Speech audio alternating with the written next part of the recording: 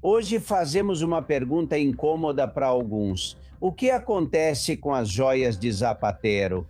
Vocês vão se surpreender, mas o que parecia uma piada aconteceu. Sim, o rei Dom Juan Carlos diretamente fez algumas ligações telefônicas e se encontrou com algumas pessoas em Abu Dhabi, para que não colaborem com o ditador socialista Rodrigues Zapatero, para que olhem para o outro lado, para que finjam que não é com eles.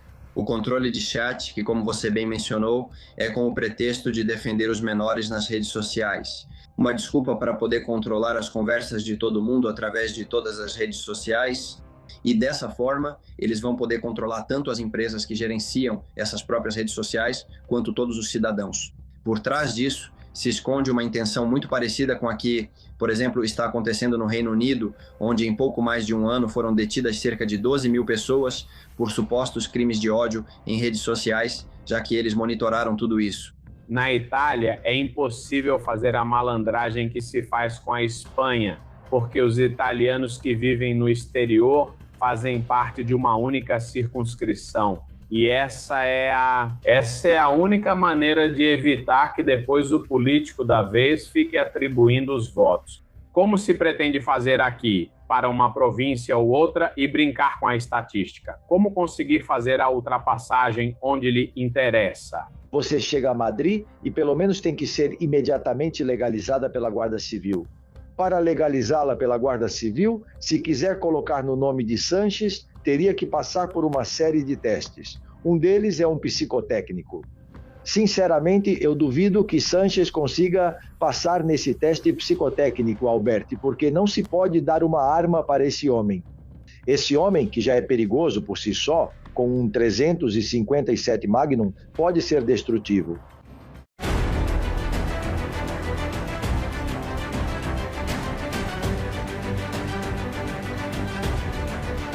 Castillón Confidencial de Albert Castillón. Meus seguros patrocinam o editorial de Castillón Confidencial.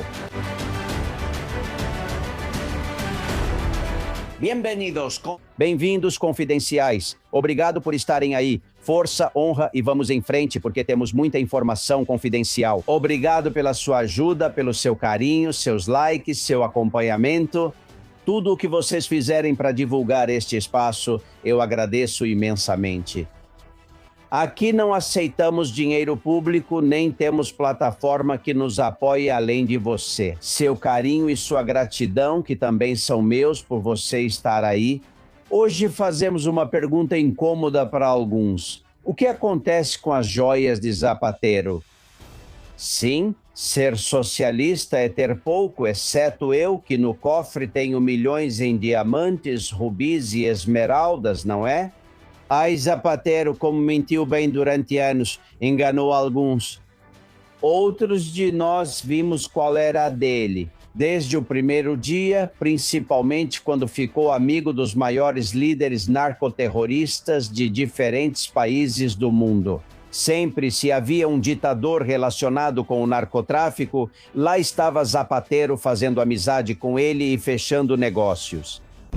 Por que ele não consegue justificar a origem das joias? Ele disse ao juiz que em 7 ou 10 dias poderia trazer o documento que comprovava a origem delas. Já se passaram mais de 20 dias e nem apareceu, nem se espera que apareça, e não foi por falta de tentativa.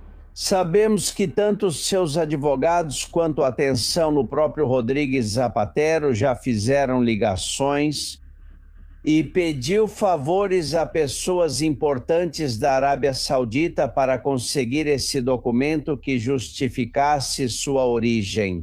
Como uma doação, como um presente ao Estado espanhol quando ele era presidente, especificamente na visita de 2007. Ninguém quis falsificar, porque seria isso, um documento ad hoc para proteger o ex-presidente. Além disso, esse álibi chegou tarde. O próprio porta-voz de Zapatero já disse à imprensa que não era um presente da Arábia Saudita, lembrem-se.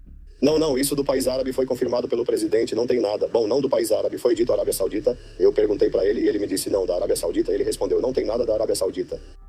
Reparem como são os presentes em forma de joias do rei da Arábia Saudita ou dos Emirados Árabes de qualquer país. São assim, vêm com seu estojo, o emblema da casa da família real, e é muito raro, né, que alguém tire esse estojo para deixar essas joias largadas de qualquer jeito em um cofre. Portanto, as joias de Zapatero nunca foram um presente oficial de nenhum país em visita à Espanha. Aqui houve uma pessoa, me garantem que interveio diretamente para que nenhum Emirado Árabe aceitasse dar aparência legal às joias de ZP. Vocês vão se surpreender, mas o que parecia uma brincadeira aconteceu sim, o rei Dom Juan Carlos. Juan diretamente fez algumas ligações telefônicas e se encontrou com algumas pessoas em Abu Dhabi, para que não colaborem com o ditador socialista Rodrigues Zapatero, para que olhem para o outro lado, para que finjam que não é com eles. E os seus amigos dos Emirados Árabes fizeram isso. Existe uma animosidade entre Zapatero e o rei Juan Carlos há anos, desde a época em que Zapatero aguentava as bravatas de Hugo Chávez. E Dom Juan Carlos, ele tinha que intervir para pará-lo, lembram? Por que não se cala? Não quero conversar. É algo pessoal entre Dom Juan Carlos e Zapatero. E, portanto, agora que continua nesse exílio forçado por ordem de Sanches e de seu filho, não pensa permitir que colaborem para limpar a imagem do ditador Rodrigues Zapatero? E qual é a verdade? Como conseguiu as joias? Aqui contamos para vocês. Já faz várias semanas que recebemos a informação de que vinham de Dubai. Foi isso que nos disseram e que, além disso, eram recentes. Agora isso é confirmado pela análise realizada por especialistas a mando do juiz Calama da Audiência Nacional. As joias não são de 20 anos atrás, são muito mais recentes pela forma como cada elemento é engastado em ouro branco e pedras preciosas. Lembrem-se que o valor bruto seria enorme. Ouro branco e pedras preciosas. Lembrem-se que o valor bruto seria 1.300.000. Mas no mercado ultrapassaria os 3 milhões de euros. Portanto, estamos falando de safiras da Tailândia, esmeraldas da Zâmbia, diamantes, joias que, como eu disse, triplicariam seu preço oficial. Como entraram na Espanha? É muito fácil. Olhem qualquer imagem de Rodrigues Zapatero. Ele está, por exemplo, com aquela maleta. Se ele viaja para qualquer Emirado Árabe com aquela maleta, entra e sai com as joias quando quiser, sem dar explicações a ninguém. Por quê? Porque ele tem passaporte diplomático, assim como Begonha Gomes, assim como Coldo Garcia, assim como Ábalos. Estamos falando que assim como agora se dão passaportes para quem pagar mais no mundo todo. Todos da quadrilha têm ou tinham passaporte diplomático. E Rodrigues Zapatero, o número 1. Portanto, ele podia atravessar qualquer fronteira sem que abrissem aquela maleta ou investigassem o que ele levava nas bagagens, sem pedir nenhuma explicação, nem mesmo passando pelo detector de metais. Olhem, o juiz Calama tem muitas informações que podem justificar a origem dessas joias. Por exemplo, segundo o juiz, Zapatero pediu ao seu suposto laranja, Julito Martínez, para constituir uma empresa nos Emirados Árabes. Para quê? Para receber lá a comissão ou propina que as empresas chinesas dão devido ao controle que os Estados Unidos têm. Sobre contas na Europa, inclusive na Espanha, ele não quis depositar essa comissão, essa porcentagem do governo chinês, em uma conta espanhola, mas sim nos Emirados Árabes. Esse era o objetivo, que lá fosse depositada a porcentagem que ele recebia por trazer para cá. Construtoras, Huawei e todas as multinacionais chinesas a serviço do governo. E pagando o senhor, claro, com dinheiro público. Na verdade, nos documentos que constam no processo, Zapatero esperava ganhar 3 milhões em 5 anos, dinheiro que iria, talvez ainda esteja, em uma conta em Dubai até hoje. Mas não podemos chegar a Dubai. O juiz Calama, mesmo que peça, Dubai é um lugar que protege as contas de empresas e pessoas físicas. Quem tem contas lá? É curioso, não é? Um líder de uma organização criminosa, segundo o juiz, Rodrigues Zapatero, mas com passaporte diplomático. Ironias da vida. Na verdade, é ainda mais irônico que hoje, mesmo sabendo-se de tudo e estando acusado, ele ainda mantenha o passaporte. O juiz não pediu que ele entregasse o passaporte. Portanto, ele poderia até entrar e sair do nosso país sem que ninguém soubesse. Vejam, recentemente Zapatero viajou para Abu Dhabi. Atenção a essa viagem, é uma hipótese, mas há quem assegure que foi aí que ele pode ter conseguido as joias. Quero que vejam algumas imagens que os colegas de El Debate conseguiram. Vocês vão se lembrar, foi em dezembro de 2025, quando toda a cúpula da Plus Ultra foi detida. Lembram, todos foram detidos, o escândalo 53 milhões de dinheiro público. Bem, Zapatero, 4 dias depois, apenas 4 dias depois, pega um voo regular e vai para a capital da Arábia Saudita, Riad. Vejam essas imagens, são dessa data. São imagens das câmeras de segurança do aeroporto Adolfo Soares em Barajas. Ele está usando roupas informais, escuras, só carrega uma mochila e viaja sozinho, sem escolta. Sem Gertrudes, sem Julito Martins, seu suposto laranja. Que pressa, né, em ir para Riad 4 dias depois da prisão da cúpula da Plus Ultra. O mais surpreendente é quando ele voltou, porque voltou no dia seguinte. Ficou em Riad menos de 24 horas. Para que foi Zapatero nessa viagem relâmpago? Quando perguntaram para ele diante do juiz ou de algum jornalista, ele disse que não responde. As joias que vimos no cofre dele cabem perfeitamente em uma mochila como a que ele carregava naquele dia. É possível que ele tenha tirado da caixa de segurança em Riad? Com certeza ele não foi buscar dinheiro, não levava nada adequado para esconder grandes quantias, ou foi fazer uma transferência. Também não é necessário estar fisicamente no local para isso, certo? Para transferir dinheiro entre contas correntes. Foi nesse dia que ele percebeu o perigo e disse: antes que descubram as contas na Arábia Saudita, vou levar o que tiver. Vai que apreendem tudo. Com certeza ele foi pouco previdente, porque 5 meses depois, apenas 5 meses depois dessa viagem, é quando a UDEF entra no escritório dele e encontra as joias lá. É o dia em que Gertrudes, sua fiel secretária, mente para a polícia e diz que são uma herança de família. Senhores, Zapatero continua procurando uma mentira suficientemente convincente para justificar as joias. Sim, que são possivelmente da menor Gertrudes, uma herança. A maior chegará dos Estados Unidos, como já adiantamos aqui, quando ele for acusado de lavar dinheiro de um narco-estado. Esse é um problema que ele não vai conseguir resolver com um par de documentos falsificados. Amigos, há muita informação confidencial. Sejam bem-vindos, nós investigamos. O EPMI Seguros patrocinou o prédio. A de Castillón Confidencial. Baixe o Meus Seguros, a forma mais fácil e rápida de controlar todos os seus seguros em um só lugar. Ao andar de patinete elétrico, ninguém quer carregar papéis. Seu seguro fica sempre à mão, digital, organizado e disponível quando precisar. Obrigado.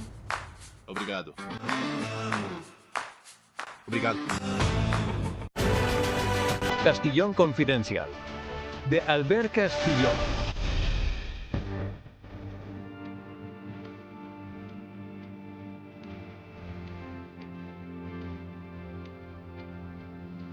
Senhores, preparem-se porque vocês praticamente não ouvirão falar disso em nenhum meio de comunicação generalista e é muito importante. Ontem foi votado na União Europeia acelerar, em regime de urgência, o chat control. O que é isso? Bom, é que eles possam escanear suas mensagens privadas no WhatsApp, no Telegram, no Signal, no Messenger. É extremo, extremamente extremo. Aquilo que até agora era privacidade absoluta deixa de ser. Dizem que é para evitar o abuso, a agressão sexual infantil, sempre usam a mesma desculpa. Mas a verdade é que se quebra uma norma de privacidade europeia sem precedentes. Não é a votação definitiva, mas sim um impulso para que saibam do que estamos falando. Se eu mando uma mensagem para um amigo, para um político, para alguém, e alguém considera por qualquer motivo que não é adequada, pode cortar essa mensagem ou divulgá-la. Inclusive, se alguém, o órgão que regula o chat control, considerar que a mensagem é perigosa, pode suprimi-la sem autorização judicial. Eles apagam. É brutal e essa informação merece explicações. O Naicano, companheiro da Lagaceta e do bipartidismo, como você está? Como vai, Albert? Estou preocupado. Preocupado mais uma vez, sabendo quais são as verdadeiras intenções desta Comissão Europeia, que não é a primeira vez que faz isso conosco, mas que sem dúvida me parece uma das mais graves. PSOE e PP realmente votaram a favor do que estou contando? Sim, e isso, Albert, é muito grave. É muito grave porque a Comissão Europeia, que tanto se orgulha de ser, digamos, a capital mundial dos direitos fundamentais ou da democracia, ignorou todas as normas democráticas para impor. Isso não foi votação, foi imposição. O controle do chat, que, como você bem mencionou, é sob o pretexto de defender os menores nas redes sociais, uma desculpa para poder controlar isso. As conversas de todo mundo através de todas as redes sociais e, dessa forma, vão poder controlar tanto as empresas que gerenciam essas próprias redes sociais, quanto todos os cidadãos. Por trás disso se esconde uma intenção muito parecida com a que, por exemplo, está acontecendo no Reino Unido, onde em pouco mais de um ano, cerca de 12 mil pessoas foram detidas por supostos crimes de ódio nas redes sociais, já que tudo isso foi monitorado. Agora é mais grave, pois podem te prender não só pelo que você diz publicamente nas redes. Não, é que vão poder te prender pelo que você disser em uma conversa com seu parceiro, com sua família ou com seus amigos pelo WhatsApp, já que o WhatsApp também vai ser obrigado, evidentemente, a facilitar essas mensagens automaticamente para todas as pessoas responsáveis por implementar essa nova medida na Comissão Europeia. Mencionei que é antidemocrática porque o controle de chat já foi votado 2 vezes antes e em ambas a maioria dos eurodeputados rejeitou. E não estou dizendo que foi uma votação apertada, estamos falando que houve mais de 100 votos de diferença entre os nãos e os sims. O que fez Roberta Metsola, presidente do Parlamento Europeu? Bom, do Partido Popular, aliás, sabendo da sua influência e da influência que também tem von der Leyen. E o Partido Popular, a nível europeu, já que depois, a nível nacional, muitos países têm o Partido Popular como presidente ou principal oposição, mandaram pessoas, ou até mesmo ela diretamente para cada país, para negociar diretamente com os socialistas e com os populares e conseguir que influenciassem seus eurodeputados, uma vez realizada uma terceira votação, para que dessa vez sim votassem a favor. Ou seja, é algo que foi contra o que queriam de fato, não só os europeus, mas também os eurodeputados há alguns meses, e no final vai ser feito à força. E aliás, costuma-se dizer muito, é a vontade da vontade de... Aproveitando um momento em que está sendo realizada uma competição internacional de grande importância, como é a Copa do Mundo de Futebol, eles aproveitam que as pessoas estão entretidas, esperando menos repercussão. Que ninguém publicou, que ninguém fala sobre isso, que não é notícia. Me explica uma coisa, quem decide o que pode ser dito e o que não pode? Cada órgão, cada entidade, porque são privadas, WhatsApp, Telegram, Signal, Messenger, decidem por si mesmas. Porque o que mais me preocupa nessa norma é que não envolva uma ordem judicial para remover ou denunciar um conteúdo. Até agora nós tínhamos esse filtro dos juízes, aqui não. Não, totalmente. É entregar, é o monopólio. No final, é entregar todo o poder de todas as redes sociais para os mesmos, para a Comissão Europeia, para esse bipartidarismo de PP e PSOE que governam juntos no Parlamento Europeu e que votam igual em até 90% das vezes. No final, uma das vantagens que as redes sociais tinham é que normalmente sempre iam de acordo com a vontade do povo. Vou dar um exemplo. Facebook e Instagram, que ambas pertencem à Meta, ou seja, a Mark Zuckerberg, tinham uma inclinação bastante de esquerda quando nos Estados Unidos a maioria dos norte-americanos queria que o presidente fosse Joe Biden. E uma vez que Donald Trump recuperou o poder e chegou à presidência, o próprio Zuckerberg apareceu em entrevistas dizendo que agora o conteúdo iria mudar e que talvez todas aquelas censuras que ele tinha feito a influenciadores patriotas ou conservadores, ou aquela inclinação que existia, não, aquela tendência para a esquerda talvez precisasse ser mudada, porque era o que tinham escolhido. Os norte-americanos, que no final das contas são quem tem mais poder nesse tipo de rede social, né? E isso tinha ficado muito evidente na Europa. Estávamos vendo como através do Instagram, através do Twitter, agora sendo um dos maiores, também mudou significativamente as regras da rede social. Foi percebida uma mudança positiva, pois pela primeira vez havia espaço para a liberdade de expressão nas redes sociais e igualdade de condições. Ou seja, independentemente de ser de esquerda ou direita, foque em criar bom conteúdo, pois isso atrai público e pode gerar renda, já que até o Twitter começou a pagar, certo? Bom, a Comissão Europeia percebeu que isso está provocando uma mudança política muito importante e que aquele monopólio que o Partido Popular e o Partido Socialista vêm construindo há décadas está mais em risco do que nunca, não é? É só ver as últimas eleições ou o que vem aí. Na França, com Le Pen podendo se candidatar, tudo indica que ela vai arrasar. Na Alemanha, o AfD lidera as pesquisas com folga. Meloni vive situação idílica, considerando a instabilidade comum na Itália. Então, no final, é uma forma de manter seu conglomerado. E aí vai ser Ursula von der Gomes. Cada rede sanciona quem quiser. Não existe um órgão internacional independente que decida o que pode ou não pode ser sancionado. É assim. Não. Na verdade, cada rede já teve que ceder nesse sentido há meses, porque a Comissão Europeia pressionou para que as normas e políticas de cada rede social fossem semelhantes. Isso é algo que gerou muito conflito entre Elon Musk e a própria Comissão Europeia. Na verdade, Elon Musk, nas últimas eleições que aconteceram na União Europeia, se envolveu completamente e vimos ele mesmo fazendo campanha diretamente a favor de alguns candidatos quando as eleições foram realizadas no continente. Então, atualmente, as políticas de cada rede social são bem semelhantes, pois seguem as regras da Comissão Europeia. A Comissão Europeia, por exemplo, anunciou há 2 dias um novo roteiro contra o racismo, que vai começar a ser aplicado a todos os cargos ou empregos públicos da Comissão Europeia. Nela falava-se sobre o racismo contra ciganos, o racismo contra negros, o racismo contra judeus, e em nenhum momento mencionava o racismo contra brancos, quando, na verdade, está se vivendo mais racismo contra brancos do que nunca na Europa. Estamos vendo como é impressionante. Em lugares como o Reino Unido, está se tornando normal agredir pessoas por serem brancas ou por exibirem a bandeira do Reino Unido ou da Inglaterra. Portanto, é perigosíssimo, Unai, porque está abrindo a vigilância massiva e indiscriminada para toda a população. Temos alguma forma de parar isso até que chegue a votação definitiva? Há alguma esperança? Bom, a título individual, eu realmente recomendo que as pessoas sejam cautelosas e usem VPNs, que hoje em dia ainda são gratuitas, que no final das contas é a forma de, por mais que possam rastrear o que você diz, não conseguirem saber quem você é, porque não vão conseguir identificar de onde você está falando, nem qual IP, nem qual celular, e vai ser muito mais difícil o rastreamento.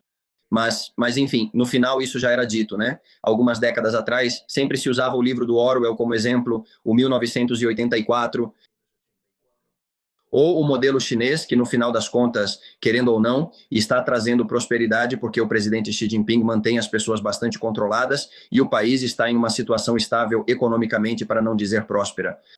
Eu acho que a Europa vai começar a adotar esses modelos e ainda por cima vai fazer isso com os problemas adicionais que temos aqui. Como é o caso da imigração em massa, da qual, em questão de poucos anos, quando virmos os verdadeiros efeitos que isso vai ter, porque já não será uma questão minoritária e sim poderemos falar aqui de conquista, O que também vamos normalizar é que dezenas de milhares, eu diria, de pessoas sejam presas ou condenadas por criticar isso publicamente, ou até mesmo em privado, que é algo que já está acontecendo no Reino Unido.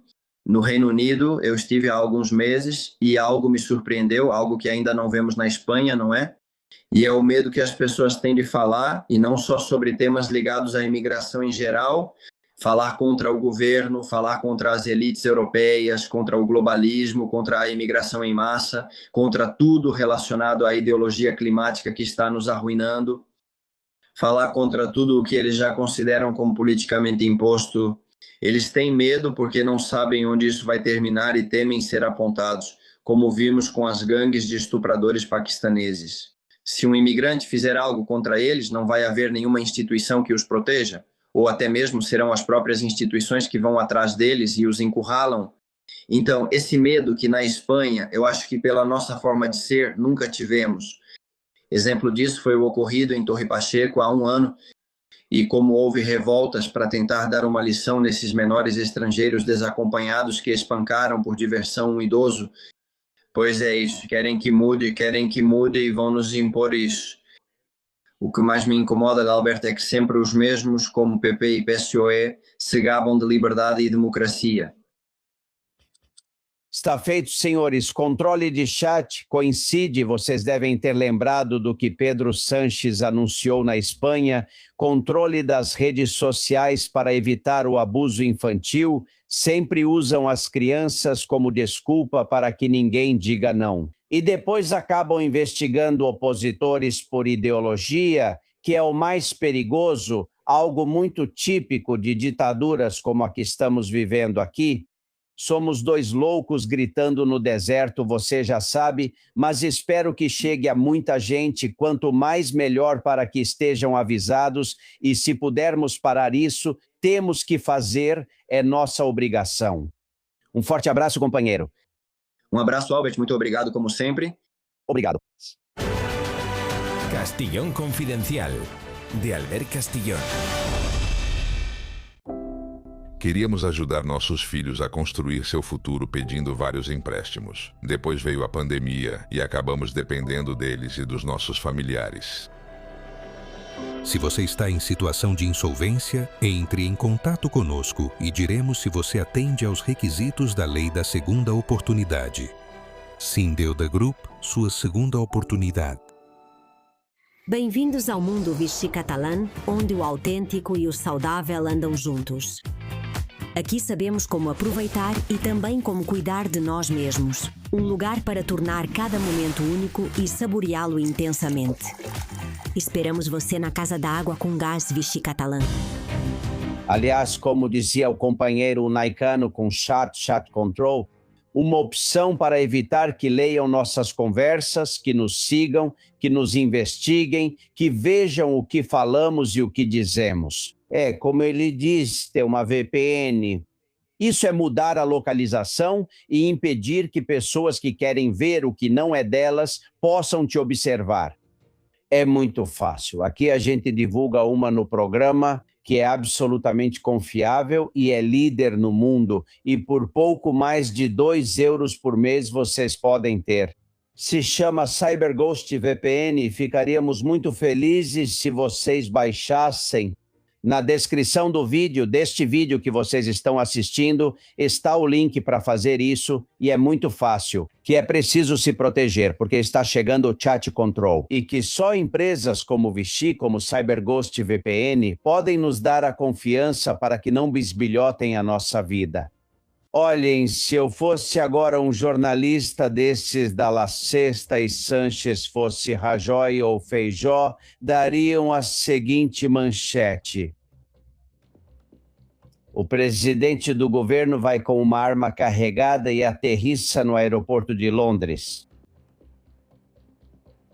Eles fariam isso. E meia hora depois diriam que foi um presente de Erdogan e que estava em uma caixa de madeira. Esta é a arma carregada, sim, com balas. Um revólver que Erdogan deu de presente não só para Sánchez, mas para todos que participaram da cúpula da OTAN. E claro que ele foi para Londres com a arma carregada. Não podia deixá-la em terra. Vamos ver, um especialista, por favor. Tenente Coronel Francisco Vendala. Que tipo de arma é essa? Bem, vejamos, nada, olha, muito simples. É uma arma muito perigosa, isso precisa ser dito logo de cara. É uma Gumuzai fabricada em 1990. Foi fabricada, já não é mais fabricada. É um 357 Magnum. Todos vão se lembrar dos filmes de Dirty Harry, que sacava um revólver praticamente maior que a tela do cinema e que não deixava nenhum ser vivo. Bom, este é o revólver que foi fabricado na Turquia sob licença, é claro, da Magnum. É um revólver que comporta 6 cartuchos. Era fabricado pela empresa MKE, que é a líder na fabricação de armamento leve na Turquia. O presente foi dado a todos os mandatários presentes.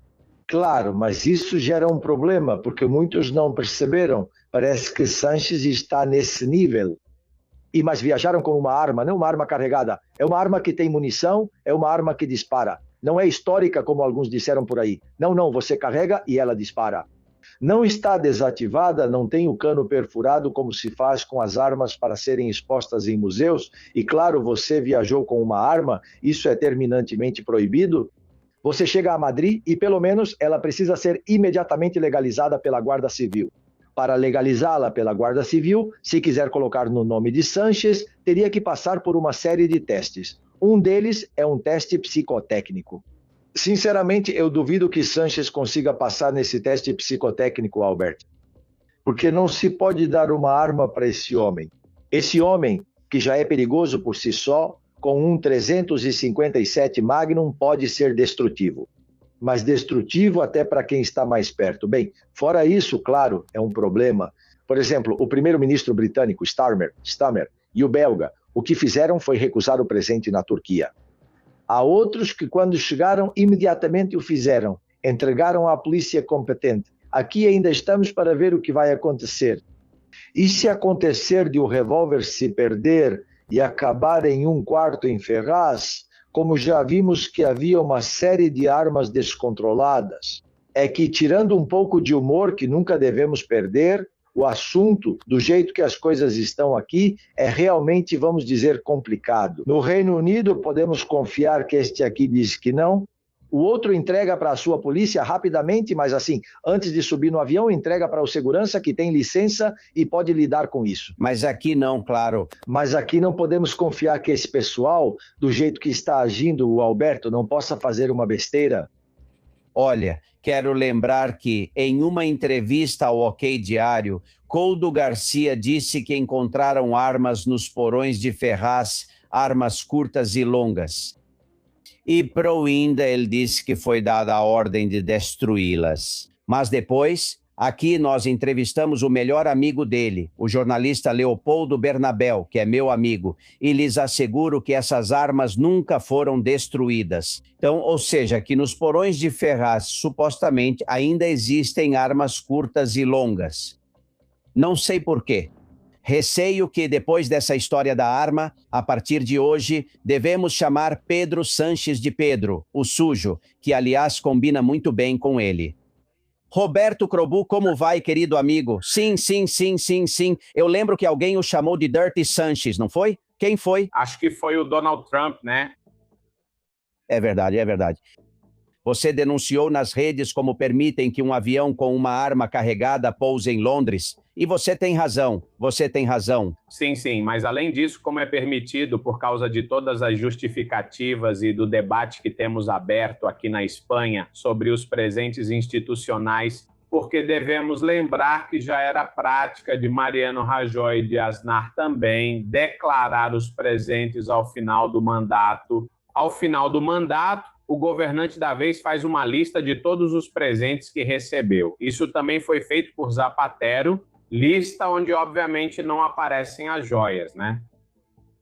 Mas, primeiro, eu me pergunto o que teria acontecido se, por acaso, tivessem encontrado na caixa forte de Zapatero, em vez das joias, aquelas armas, né? Porque poderia ter acontecido. E, segundo, claro, o que acontece no intervalo. Quer dizer, se Sanches recebe isso no começo do mandato e ele declara isso só no final do mandato, quem vai dizer sob que custódia vai ficar essa arma? Quem vai possuir? Com quem vai estar? Pelo que eu entendo, todas as armas têm que ter, como os carros, né, um registro e um proprietário registrado. Olha, o mais grave é que Sánchez está há 8 anos na Moncloa. Deram de tudo para ele e ele não quer dizer quais foram os presentes que recebeu. Quando diferentes veículos de imprensa perguntaram para ele pelo portal da transparência, ele disse que só vai contar quando terminar o mandato. Olha, se te deram joias de presente, quando acabar o mandato, você pode até já ter vendido, né? Então, onde está a guarda do que ele ganhou de presente nas suas múltiplas viagens? E ainda mais para a esposa dele, senhores. Ele viajava pelos países africanos com esse papo do Instituto de Empresa Africa Center, que é onde se fabricam as esmeraldas, os rubis. Quem te garante que não deram joias para ele, que agora estão numa caixa, está na Moncloa ou fora dela? Totalmente. Totalmente. É tudo muito escandaloso. E escandaloso mesmo é o caso da Turquia, porque aqui eu acho que com esse pessoal, tenente-coronel e Krobu, a gente tem que pensar mal. Veja só, cúpula da OTAN para trazer de volta 3 aviões militares.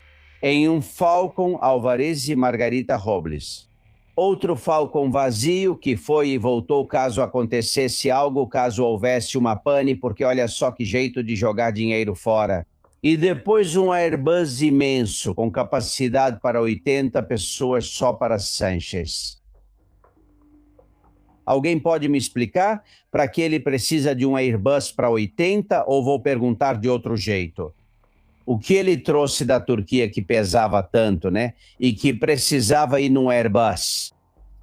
Lembro vocês que Espanha e Turquia, Vendala, e a gente falou disso aqui, fecharam um acordo histórico de 3,12 bilhões de euros comprando 30 aviões de treinamento para formar pilotos de combate que vão chegar em 2028.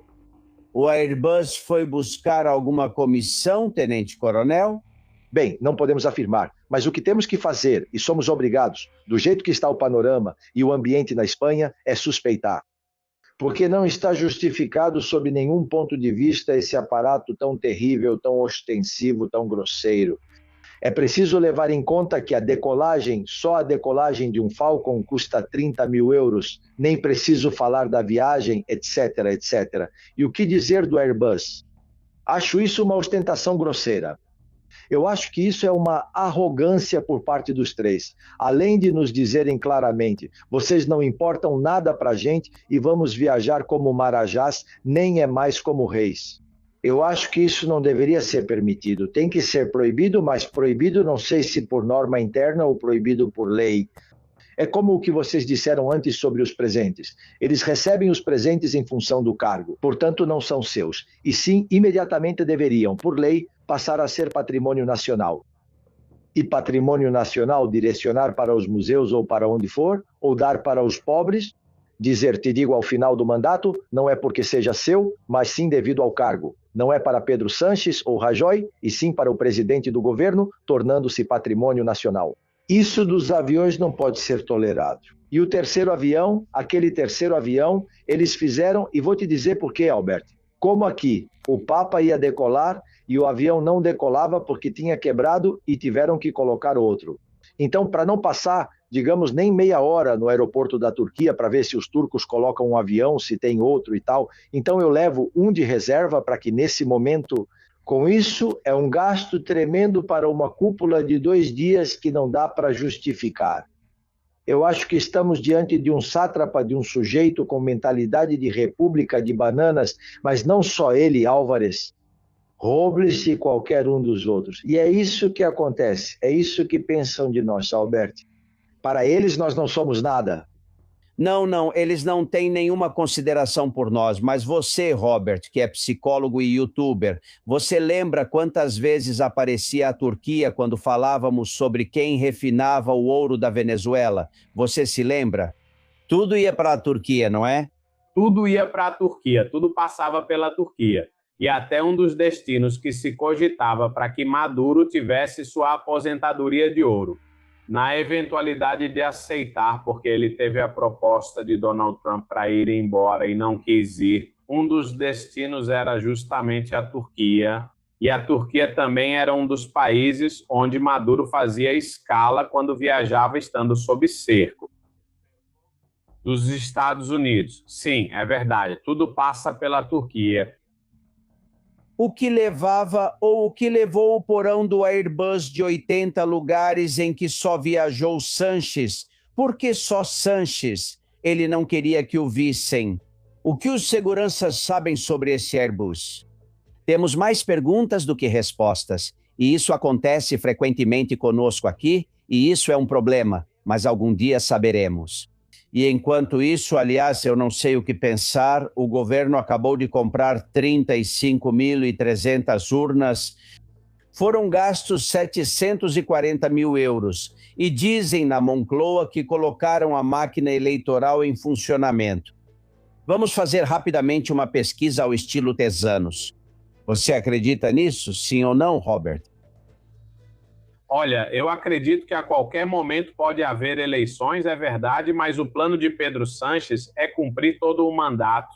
Só existe uma hipótese que eu analisei há algumas semanas no meu canal, que poderia abrir a possibilidade para Pedro Sanches de convocar eleições antecipadas, e é a eventualidade de que ele perceba uma moção de censura se aproximando. Sanches teme, Sanches tem pavor de uma moção de censura, porque o impacto que teria uma moção de censura em que ele fosse retirado do governo, sabendo que ele conseguiu justamente seu maior feito, que foi tirar Rajoy do poder. Dessa forma, ele não quer passar pelo mesmo processo, porque em termos de imagem diante do seu partido vai ser difícil, mas, acima de tudo, porque ele perderia o controle do processo eleitoral, já que, estando fora do governo, as próximas eleições estariam sob o mandato. O comando do chefe de governo que o substituiria, porque a moção de censura, no final das contas, é isso, substituir um por outro. E ele não quer perder o controle dos Correios, não quer perder o controle dos Correios. Depois de todo o trabalho que ele está fazendo com a lei dos netos, etc., etc., então, a única maneira que ele tem de controlar o processo eleitoral é continuar no governo. Se ele perceber uma moção de censura se aproximando que possa acontecer em determinado momento, então aí eu acho que adiantariam ou votariam. Eleições para evitar a moção de censura e controlar o processo eleitoral para tentar uma fraude eleitoral? Eu te dou uma informação e te pergunto, e você venda depois, e é isso que me chega de partidos como o PP e Vox, que isso pode acontecer antes do fim do ano, que depois do verão isso poderia se precipitar. Me dizem que é por um novo caso judicial tremendo. É evidente que vão acusar o PSOE por financiamento ilegal. Há uma série de etapas, não é? Então, talvez seja possível que primeiro aconteça a acusação, o pedido de acusação de Sanches, depois a moção, e aí é quando Sanches faria o que Crobu diz, se antecipar aos acontecimentos. De qualquer forma, ele quer adiar isso, Vendala, porque assim vai nacionalizando 15 mil por dia, não é? Claro, na política sempre se diz que é muito importante o timing, medir o tempo. Isso é muito importante para um político, e ainda mais em uma situação tão lamentável como a que Sanches está vivendo agora, e tão agonizante, vamos dizer assim. Isso pode acontecer? Claro que sim. O que Roberto está dizendo é muito possível. O que você está dizendo também. Mas eu acho que, se olharmos esses prazos podem levá-lo a aguentar até o começo de 27. Para quê? Para dizer que cumpriu o mandato. Porque se as eleições tinham que ser na primavera, bom, ele praticamente as fez, vamos dizer, em fevereiro de 27, levando em conta também os prazos para convocá-las, para organizar a junta eleitoral, etc., etc., etc. Estamos no verão, isso já acabou, retomamos em meados de setembro, ou alguém diz outubro, o Natal já está chegando de novo. E eu acho que, apesar dessa possibilidade, que é real, pode aguentar até o começo de 27. Dizer que cumpriu toda a legislatura, que, portanto, as eleições acontecem quando, de fato, e eu concordo com vocês e com o Roberto, ele tiver o controle dessas eleições de uma forma ou de outra. Porque ele já está em campanha eleitoral, vamos dizer, em preparação para as eleições, há pelo menos 1 ano e meio, se não um pouco mais. Veja, Albert, eu acho que ele vai aguentar até o começo de 27. Tenho recebido muitos vídeos esses dias sobre a regularização em massa, a nacionalização é outra coisa, estou falando dessa regularização em massa na Espanha e imagens que chocam. A Leonor me mandou esta foto, dá para ver um imigrante, parece ser do Sul ou do Senegal ou de algum país africano. Dormindo no chão na porta da Catedral de Badajoz, ela diz, para isso que os trazem. Quanta razão você tem, Leonor. E depois uma imagem do aeroporto de Barcelona, quem me mandou foi a Juani. Vejam a arrogância desse imigrante africano com os moços de esquadra. Não falo com minha mãe há 2 meses. Estou vendo isso para você, vai se acalmar ou não? Não te disse para olhar, se acalma. O quê? Estou te olhando. O quê? O quê? Vai se acalmar ou não? Eu disse minha mãe 2 meses. Merda. Comece a jogar fora. O que jogar fora? O que você está olhando? Qual é o seu problema? Você sabe que estou olhando 2 meses. Minha mãe mais do que essa Espanha de merda. Minha mãe vale mais que essa Espanha de merda. Não te digo o build quanto. Está olhando... Canha de merda, você se acalma. Quanto você é o build? Quanto você é o build? Há 4 homens e mulheres controlando ele. Nenhum toca nele. E ele grava a cena enquanto quebra o mobiliário do aeroporto e joga no chão o que pode.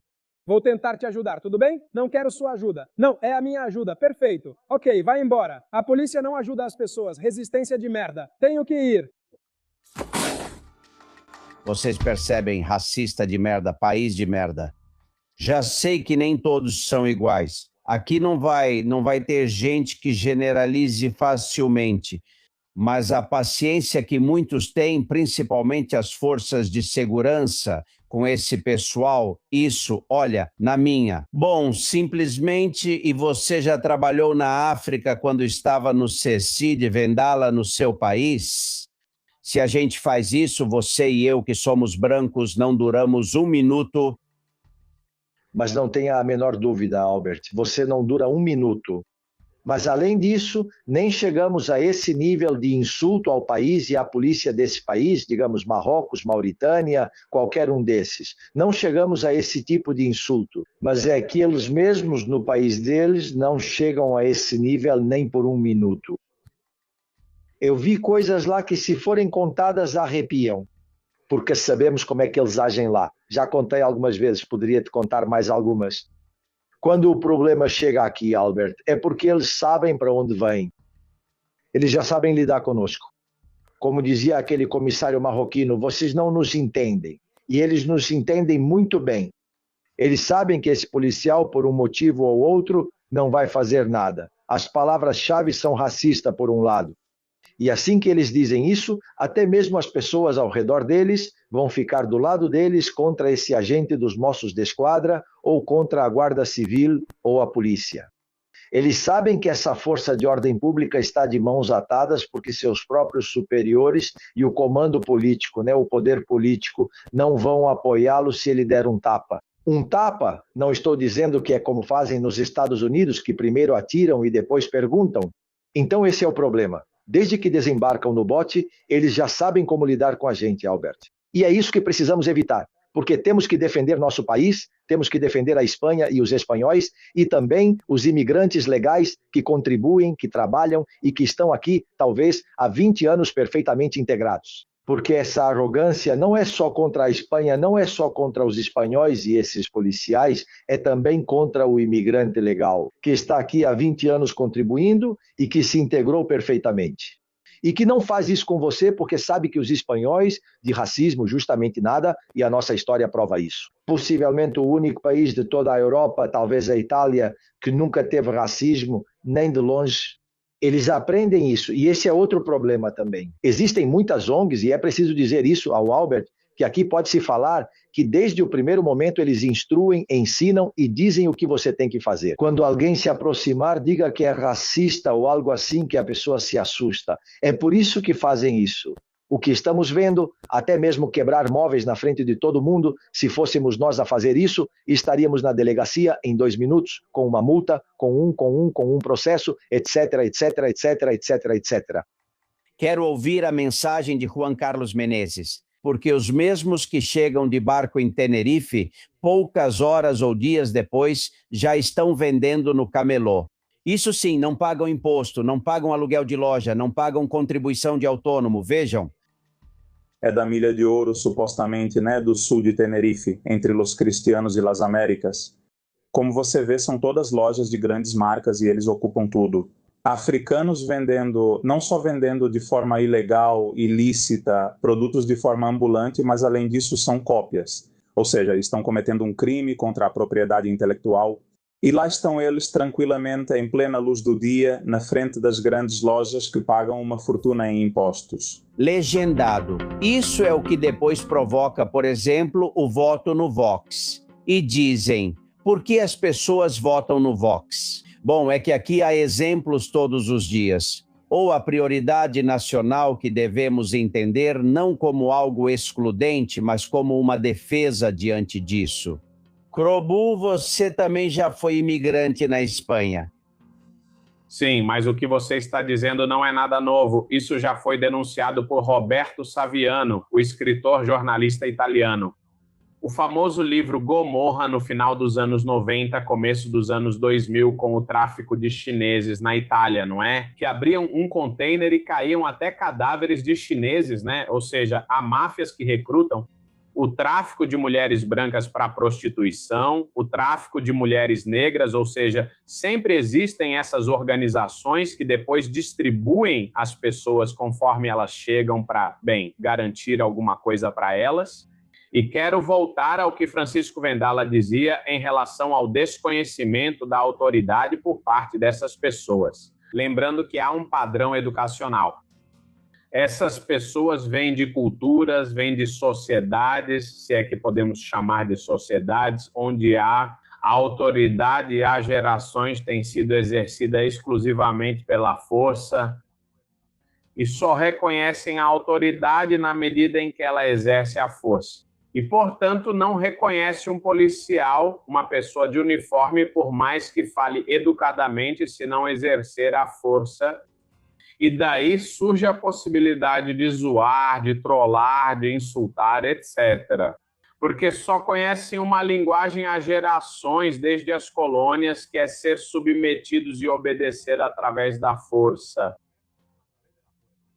E, claro, você coloca uma pessoa assim, né? É um pouco como acontece também com os relacionamentos amorosos. Eles só reconhecem... Bom, eles, em geral, muitos deles, para não dizer todos, né? Muitos deles só reconhecem os relacionamentos entre homem e mulher. Mulher em um nível assimétrico de dominância do homem sobre a mulher. Você os insere nesta sociedade e você tem um choque cultural, porque não são... sei lá, não é aqui que eles se adequam ao nosso modelo, O único que eles vão ver não é um salto evolutivo para melhor, mas sim a oportunidade de se beneficiar de algo que não é penalizado como é em suas sociedades. Sem dúvida. Recebi um vídeo preocupante da Venezuela. A ajuda humanitária espanhola, senhores, está sendo vendida em lojas na Venezuela. Toalhas, lençóis, mas com o emblema da Comunidade de Madrid, ou seja, sem tirar o selo. Vejam, por favor, quem manda é um rapaz que se dedica a essas coisas nas redes sociais, chamado Howard Manzanillo, e é o Wally que me repassa. O vídeo é inequívoco. Vejam esta imagem que está aqui. Estas são toalhas provenientes dos serviços médicos espanhóis Salut Madrid, Hospital Clínico de Barcelona e Osakidexa, do Serviço de Saúde do País Basco. E estão em lojas da Venezuela e estão expostas ao público. Atenção!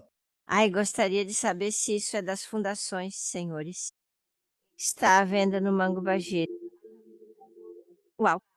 Está escrito Hospital Clínica de Barcelona. Senhores, olhem isso, Saúde Madrid, que loucura. Está à venda na Mango Bagito de Valência, Avenida Bolívar. Senhores, como vão justificar que essa ajuda estava nessas prateleiras e que colocaram o preço de 3 por 12 em cima? Como se justifica que essa ajuda não esteja nos abrigos dos desabrigados, e sim nessa loja, por exemplo? Olhem, vou dar uma dica para vocês. Quando chegou a UMI, reparem, isso aconteceu em Valência, Venezuela, onde a UMI espanhola aterrissou com ajuda humanitária, no aeroporto de Valência, Venezuela, porque o de Maiquetía estava destruído pelo terremoto. Quando chegou a primeira operação da UMI, eles trouxeram 12 caixas de ajuda humanitária. Elas foram retiradas do compartimento de carga e, enquanto faziam a papelada para seguir por estrada, o que foi muito difícil para eles chegarem a La Guaira, 4 das 12 caixas desapareceram.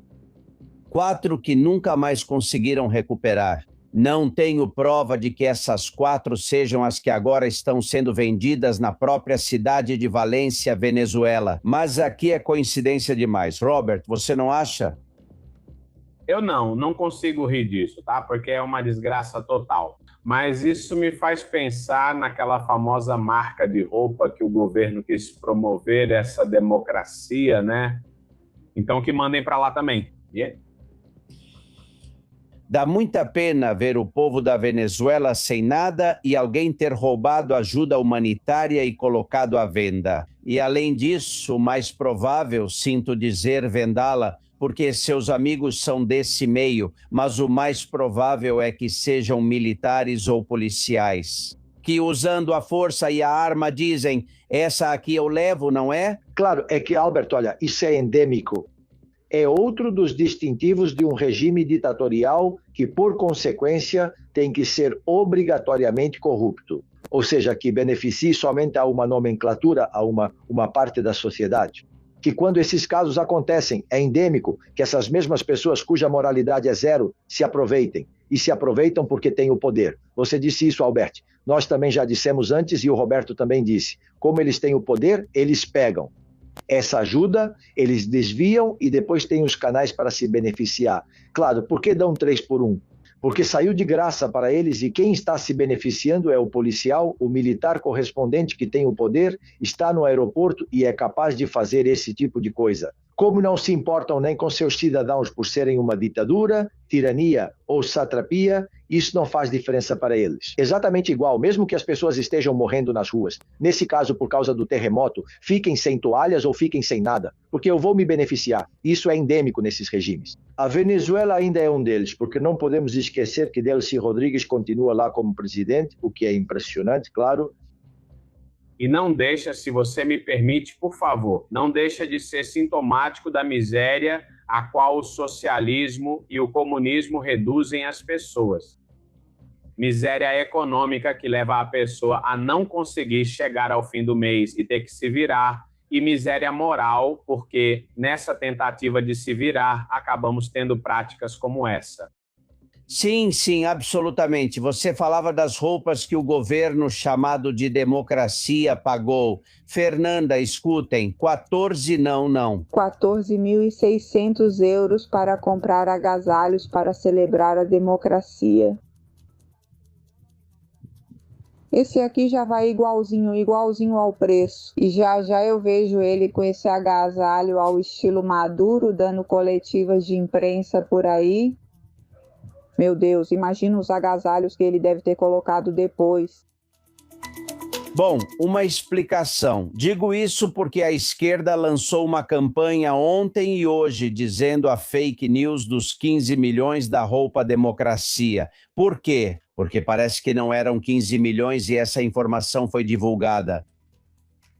Vocês sabem quanto é? 380 mil euros. Para mim ainda parece um absurdo. 380 mil que ao invés de divulgar a mensagem de que acreditaram numa fake news, deveriam começar a investigar. O mesmo que exigimos aqui. Como eles têm 380 mil para essa besteira? Você viu as roupas, né? Venda elas. Você também viu? Sim. Além de ser cafona, é um absurdo. Vou te dizer, e concordo com o que você disse, 380 mil euros com esse dinheiro dá para fazer muita coisa boa para muita gente necessitada desse país que não recebe nada. E agora estou me lembrando de alguns pacientes com ela, que esses 380 mil euros ajudariam muito suas famílias se pegassem esse dinheiro do jeito que pegaram e dessem diretamente para eles. Além disso, existe uma lei que garante isso. 380 mil euros é que a gente também perdeu a noção do valor do dinheiro. Em parte por causa do euro, esquecemos das pesetas. Se transformarmos 380 mil euros em pesetas, é assustador o quanto gastaram em uns agasalhos estilo Maduro só para passear e falar de democracia. Democráticos eles, evidentemente, não são nem de longe. Quero que ouçam opiniões sobre esse governo capaz dessas coisas. Fernandes, Kiko, Bernabé, Estrada e Isaac. Quero exigir a personagens do governo como Bolanhos que, por favor, quando não tiverem recursos, não recorram a todos os espanhóis. Ou seja, não diga como fez há alguns dias que os espanhóis não entenderiam que tivessem retirado o passaporte de Begonha. Pessoas que são traidoras da Espanha, que não acreditam na nação, mas que se aproveitam dela, não podem usar os desafios dos espanhóis. Não acho nada certo essa questão do passaporte, porque já sabemos muito bem o que fazem com o Falcon. Desligam o transponder e vão para onde quiserem. Então quem nos garante que realmente foi ver a filha e que não foi para a Turquia ou para qualquer outro lugar por causa das contas? Existe algo chamado direito à rebelião.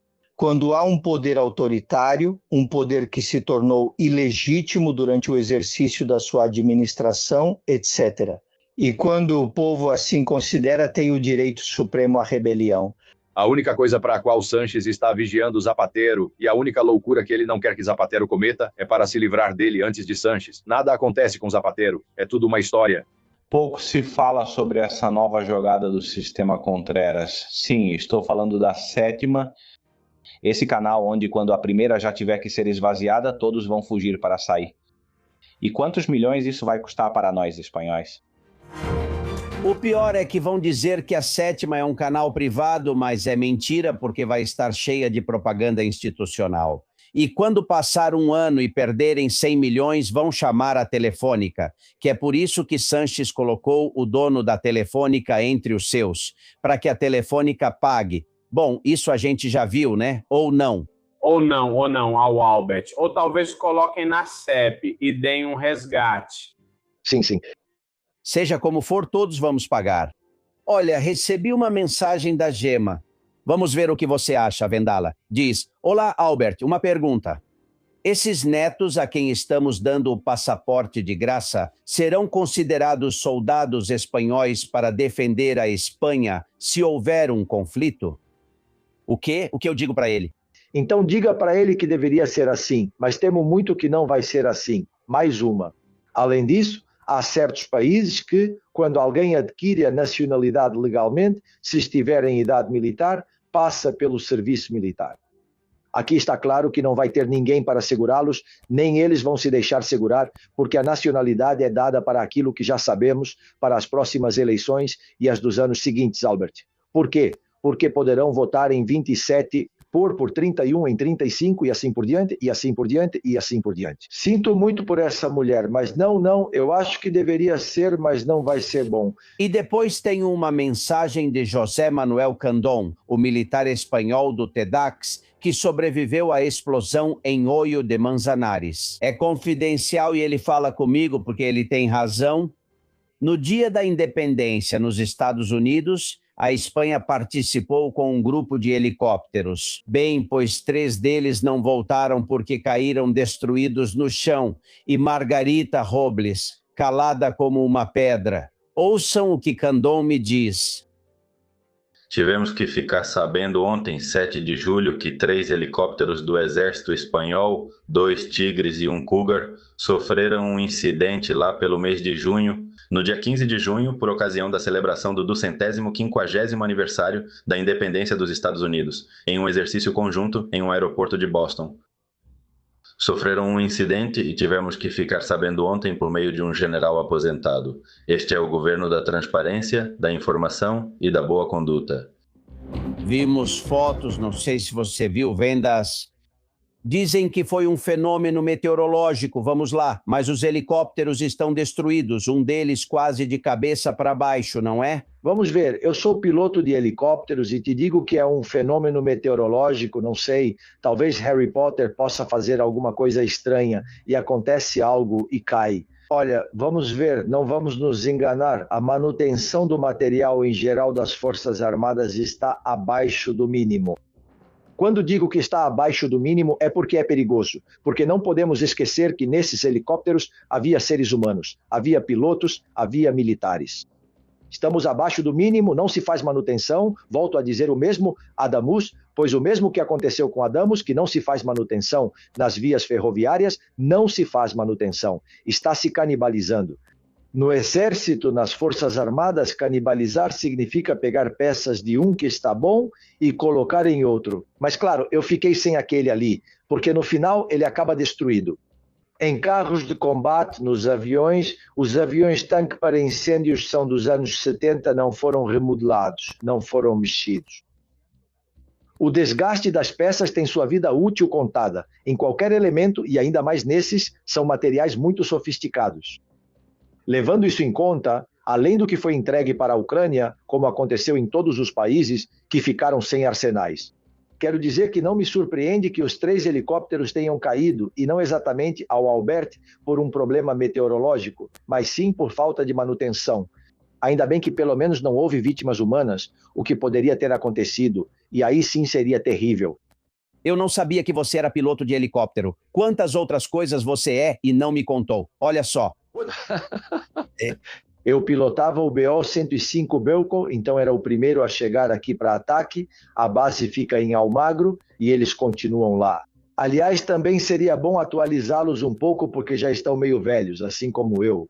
Beleza. Se as coisas derem errado, Roberto, fugimos deste país de helicóptero com a Vendala. E quero acrescentar algo. Sim, quero acrescentar algo. E talvez não. Sua comunidade, não sei se está ciente ou se vai se lembrar, mas eu vivi isso porque aconteceu a poucos metros de mim quando eu estava lá. E eu sei, isso aconteceu em vários verões. Em Múrcia temos a Academia Geral do Ar em San Javier, onde recentemente também esteve a princesa Leonor, e a quantidade de falhas que estão acontecendo, sim. Helicópteros, aviões e acidentes. Também houve acidentes fatais. E eu me lembro de em um verão, há poucos anos, na Manga, em que um avião caiu, que um avião se precipitou. Avião escola e o instrutor morreu com uma não sei como se chama tecnicamente, a pessoa que estava aprendendo a voar. Mas depois fiquei sabendo no ano seguinte de outro e no ano seguinte mais um. Lembremos também do famoso acidente de um F-10, se não me engano, voltando de Madrid para a base de Albacete. O que diz Francisco Vendala é verdade, ou seja, a manutenção que está sendo feita é mínima, ruim, e a isso temos que acrescentar o jogo de trapaça de Pedro Sanches, que conseguiu enganar a OTAN, porque a OTAN dizia que era impossível atingir o objetivo de capacidades de 2,1% e que teria que subir para 5%, como todos os países estão fazendo. Bom, ontem, justamente ao final da convenção da OTAN, parece que a Espanha passou no teste e consideraram que os objetivos foram cumpridos com 2,1%. Então, imagina todos os, como se diz, os truques que Pedro Sanches teve que inventar no orçamento para fazer um 2,1%, parecer um 5%. Ele é especialista nisso, vamos lá, e diz que é doutor em economia, mas nem escreveu a tese e faz isso a vida toda, fazendo as trapaças que mais gosta. Bom, a lei dos netos aqui a gente não esquece porque fomos pioneiros em denunciá-la. Baselga, Catalina, Magdalena e Edgar, direto da Colômbia. No dia das eleições, votamos em uma mesa eleitoral e ali, quando abrem os envelopes, quem está presente faz uma ata. Essas atas são chamadas de atas das mesas eleitorais e estão espalhadas por toda a província. E isso precisa ser levado para a capital da província. 5 dias depois, na sexta-feira, dia da apuração geral, o presidente da junta eleitoral, que é um magistrado, um juiz, Precisa abrir os envelopes para retirar as atas e somar os resultados em público. E isso é o que não é feito. Ou seja, os juízes, os magistrados, os presidentes das juntas eleitorais não precisam revisar nada, senhores. Eles precisam somar, porque até então os resultados não foram somados. É algo aleatório, que a Indra fez mais ou menos bem. Então, no dia da apuração geral, é preciso somar os resultados pela primeira vez. De acordo com as últimas estatísticas, há 306 mil inscritos como espanhóis fora da Espanha na Hispanoamérica. Se os partidos PP e Vox não tomarem medidas mais duras no Parlamento, vamos chorar lágrimas de sangue. O que me interessa nessa lei dos 10 ou quantos dias forem como se chame, é que revele e diga a verdade de que manipulam os votos nos correios. E por que não fazem na Espanha como fez Maria Corina com os comanditos? Ou seja, que a oposição prepare esse pessoal que vai ficar vigiando nas mesas como testemunha. E depois passem uma relação por telefone. Ou como for, mas façam isso. Edgar, você tem toda a razão. Já tentaram em 2023 muitos, como nós já dissemos, que podia haver fraude. E quem fez isso? Olha, Justiça Europa, o Alves e mais 4. Ou fazem PP e Vox os dois juntos, ou não adianta. Se depois de tudo o que aconteceu não fizerem o que fez Maria Corina, que é o seguinte: em cada mesa eleitoral, quando tiver o documento, tira uma foto e sobe para a nuvem, tira a foto, sobe e alguém faz a contagem. E depois vem a Indra com outro resultado e diz, bom, aqui tem fraude, né? Enquanto isso não for feito, vamos continuar na mesma. Não sei o que pensa Robert, mas precisamos dos dois grandes partidos da oposição, senão isso não serve. Precisamos que os dois grandes partidos da oposição se organizem. Eu acho que até esse momento eles foram muito confiantes. E olha, o mesmo que aconteceu na Venezuela, porque os comanditos de Maria Corina Machado vieram quantos anos depois do chavismo? Eles vieram depois de mais de 20 anos de ditadura chavista, não vamos esquecer disso. Ou seja, eles também estavam confiantes no começo que não aconteça o mesmo conosco. Pensem, não, isso é impossível, isso é impossível. Talvez daqui a 20 anos sejamos obrigados a fazer isso. Mas é urgente uma reforma importante e aqui quero comentar bastante, quero informar muito bem aos espanhóis como italiano, porque isso me afeta pessoalmente quando voto na Itália. Na Itália é impossível fazer o trapaça que se faz com a Espanha, porque os italianos que moramos no exterior fazemos parte de uma única circunscrição e essa é a chave. Nós, quando eu recebo toda a cédula para votar, eu voto para uma circunscrição. Uma única circunscrição, assim como outro italiano que pode estar em Singapura, na Austrália ou nos Estados Unidos. Todos os votos dos italianos no exterior vão se somar para uma única circunscrição, que dá 8 deputados no Congresso, no Parlamento italiano, no Congresso, e 4 senadores no Senado. Se isso não for conseguido, essa é a única maneira de evitar que depois o político da vez vá atribuindo os votos, como se pretende fazer aqui, a uma província ou a outra. E brinque com a estatística para conseguir fazer a ultrapassagem onde lhe interessa. Ei, posso te perguntar, você votou na Meloni? Não. Eu não votei. Quando chegou minha vez, não votei. Era a minha preferida. E depois, olha só, o que aconteceu. Eu não votei. Quando ela foi a vencedora, eu não votei. E a abstenção. Mas olha, quando aconteceu também agora como é que chama? Houve um referendo há pouquíssimos meses, há 3 meses, 2 meses, 3 meses, um referendo na Itália sobre a reforma do Poder Judiciário, e Meloni quis fazer uma reforma para transformar a promotoria em uma ferramenta do governo. Porque a promotoria na Itália é independente, pertence à carreira da magistratura, pertence ao Poder Judiciário. Não é como na Espanha, que depende do governo. Bom, Meloni quis fazer uma reforma para fazer a promotoria depender do governo, como aqui na Espanha. O que eu fiz? Votei contra Meloni, justamente para evitar que na Itália a promotoria se transforme e se torne um aparelho a serviço do governo.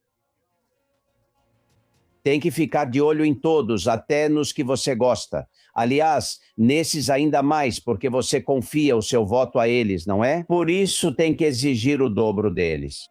Aqui nisso somos muito firmes. Vamos ouvir duas mensagens, porque o debate sobre o absenteísmo no trabalho, além das besteiras que uns e outros dizem, o problema existe. Com certeza não são autônomos. Os que não vão trabalhar e ficam meses, às vezes semanas, são de outro tipo. Falam Alejandra e Ricardo. Depois quero a opinião de vocês. Muitos trabalhadores, quando já têm 20 ou 20 e poucos anos trabalhando em linhas de produção e tudo mais, acabam tendo problemas físicos. E quando vão ao INSS, por exemplo, com um problema de cervical ou lombar, demoram 8 meses, 9 meses ou até 1 ano para fazer os exames. Esse é o problema do absenteísmo laboral em alguns casos. E o que querem fazer é punir justos por pecadores. Quando um médico dá um atestado é por algum motivo. E eu não generalizo, nem digo que todos os empresários são ladrões, nem generalizo, nem digo que todos os políticos são corruptos. Que não se generalize e se diga que todos os trabalhadores que estão de atestado são fraudadores. Claro que não. Mas daí a termos 1.240.000 pessoas de atestado por dia na Espanha, não é normal. Algo está errado, algo está errado. Para começar, autônomos não são, né? Na verdade, não são. E temos certeza de que há pessoas que não recebem licença médica e merecem, assim como há pessoas que recebem e não merecem. Há muitos funcionários, eu conheço, com licenças eternas por problemas psicológicos indetectáveis. Você é psicólogo, Roberto. É verdade ou não que há coisas que você não consegue detectar? Que alguém chega e te diz, tem um problema, por exemplo, uma depressão. Como se detecta uma depressão? De que maneira? A causa pode ser externa, pode ser devido a um problema familiar, não necessariamente relacionado ao trabalho, ou seja, os problemas de saúde mental são agora mesmo a grande incógnita e o grande desafio. Porque no momento em que você começa a investigar, esbarra na legalidade, esbarra na lei de proteção de dados. Atenção, você esbarra em violar a intimidade.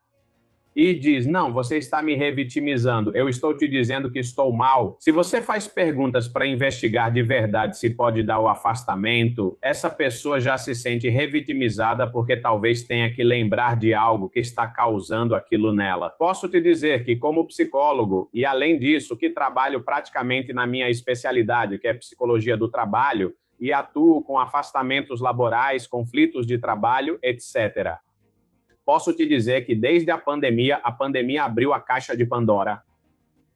Aí a questão da psicopatologia laboral, mas principalmente do absenteísmo laboral ligado a problemas de saúde mental, explodiu. Explodiu literalmente. Mas a isso temos que acrescentar outro elemento, certo? E é como estão se formando as gerações nacionais, conhecidas como as gerações pós-2000. As estruturas familiares de que forma? As crianças que nasceram em 2000, que agora já são pessoas que podem trabalhar, passaram, muitos deles passaram. Não esqueçamos que acho que 1 em cada 3 casamentos, mas acho que já estamos chegando a 50 e 50 terminam com crianças. Ou seja, os pais se separam quando as crianças ainda são pequenas. E muitas vezes essas separações que são conflituosas acabam instrumentalizando as crianças. E as crianças passam por isso. E te digo isso porque eu vivi e presenciei essas situações, crianças que praticamente já assumiram, já normalizaram o problema da saúde mental, de ir ao psicólogo, mas muitas vezes até de forma exacerbada, e que depois essa geração entrou no mercado de trabalho, não é? com uma sensibilidade especial, porque já nas causas de divórcio judicializadas eles conviveram com essas situações.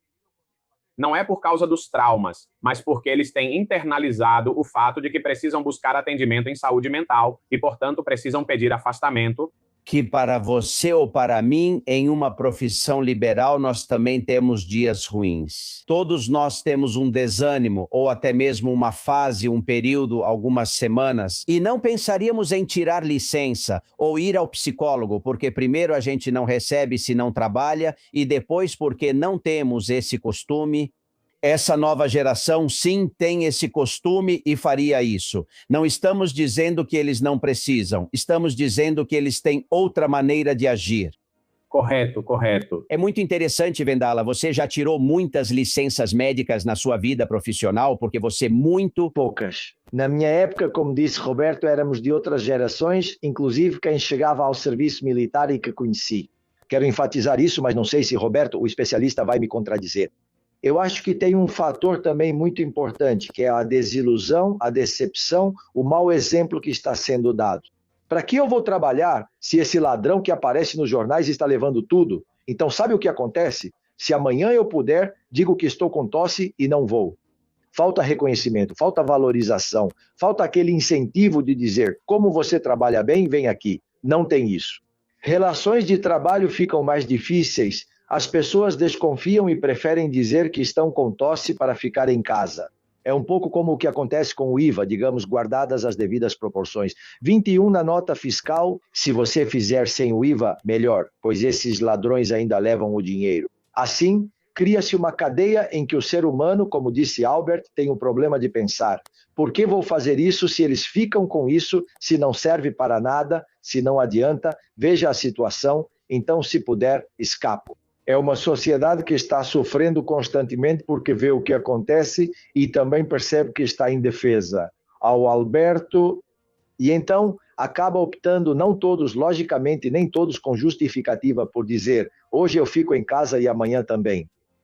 Permita-me acrescentar, Francisco, concordo, mas a raiz continua sendo a mesma. A raiz de onde vem toda essa... Não é um desesperança? Você usou o termo, como foi que você disse? Desilusão, decepção? Desilusão, não. Você usou um termo técnico muito preciso, agora me fugiu, não foi? Tudo vem da destruição progressiva das relações básicas, essenciais para construir relacionamentos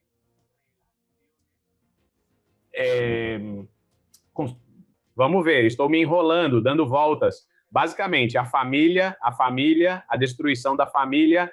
A família é o núcleo, é a coluna da sociedade. A família é onde aprendemos a estabelecer relações construtivas de confiança. No momento em que a família se rompe, no momento em que tivermos uma sociedade em que 50% dos casamentos acabam com crianças pequenas, essas crianças muitas vezes são instrumentalizadas por um dos pais ou pelo outro que não. Se lhes dá a possibilidade de construir relações que não sejam instrumentais, esse aprendizado de uma relação instrumental, eles levam depois para outras relações interpessoais e para relações de trabalho. Então, claro, quando você diz, não, tem que ter uma sociedade desempoderada, desiludida, mas porque não é capaz de construir relações baseadas na confiança, e essa confiança, quando falta no trabalho, o vínculo, o compromisso, o envolvimento com o trabalho é mínimo. Portanto, na primeira oportunidade, ou eu vou embora ou desapareço. Tenho amigos, diretores de recursos humanos, que me dizem que as pessoas já nem ligam mais para avisar que não vão trabalhar, somem, ou seja, desaparecem.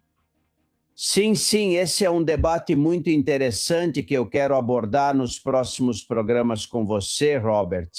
Eu cresci numa época em que normalmente a mãe ficava em casa e, portanto, o pai trabalhava, a mãe não, e ela estava sempre lá.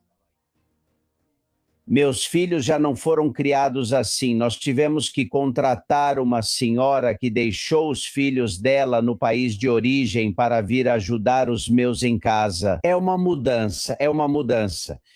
Ela abandona os dela e vive conosco da melhor forma que podemos proporcionar, mas faz um sacrifício e recebe para cuidar dos meus.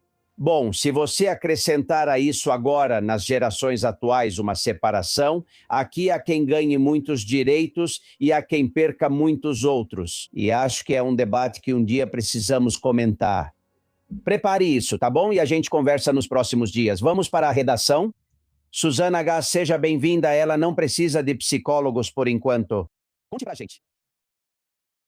Estamos aqui, Alberti, na redação do Castilhão Confidencial. Abraço a todos. Cristina escreve dizendo que Carlos Marcos tem razão, pois quando vou para Bilbao com a pulseira da Espanha, sempre penso, hoje sim, hoje certamente vão me dar um sistema operacional, como dizemos aqui.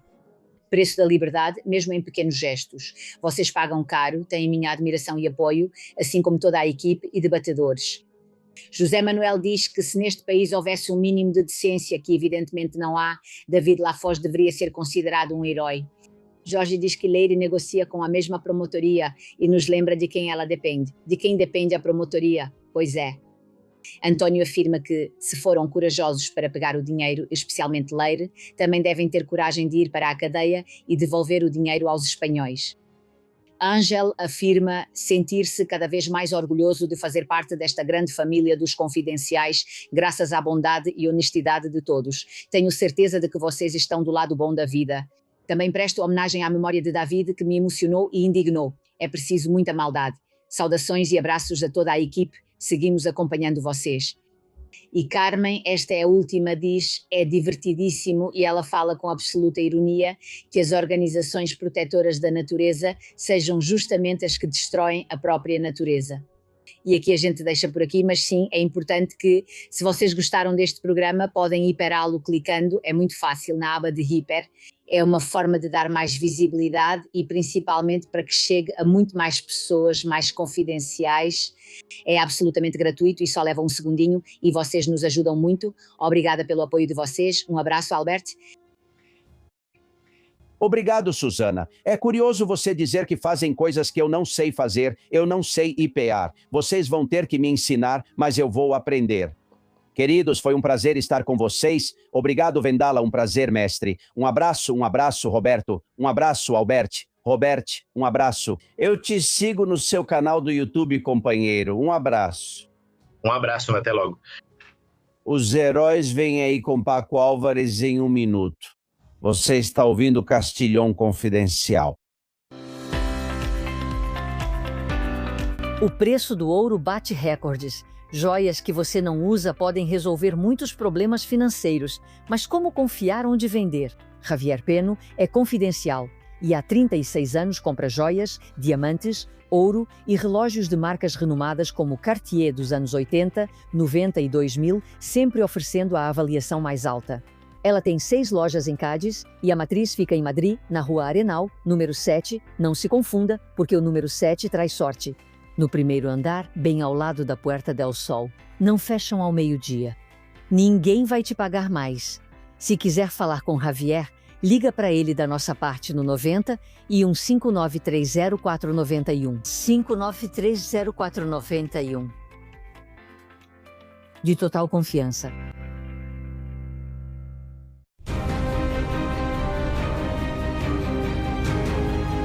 Temos um herói com nosso historiador Paco Álvares e ele é um conquistador mexicano. Precisamos conhecer melhor os heróis da Hispanoamérica. E na Hispanoamérica, conhecer melhor os heróis da Espanha. É nisso que estamos colaborando aqui. Paco, bem-vindo. Como você está? Tudo bem? Pois é um prazer estar falando de um conquistador mexicano do México. Ou seja, um nativo mexicano mais uma vez.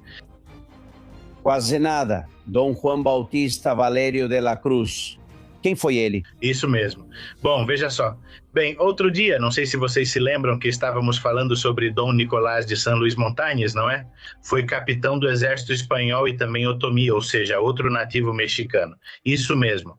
Vamos falar de Juan Bautista Valério de la Cruz, conquistador da Grande Chichimeca, capitão-general do exército espanhol, cavaleiro da Ordem de Santiago e nativo mexicano. Bom, isso a Cláudia Sheinbaum não sabe. Cláudia Sheinbaum não sabe o que você está me contando. É também o que sempre houve entre Espanha e México. Me conte mais.